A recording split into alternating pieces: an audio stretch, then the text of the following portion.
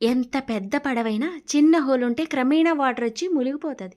అలాగే ఎంత సంపాదించినా చిన్న పొదుపు లేకపోతే వ్యర్థమే. ఏమంటారు? ఎస్, ఆర్థికంగా నిలబడడానికి ఎక్కువ సంపాదన కాదు, సరైన పొదుపే బలం.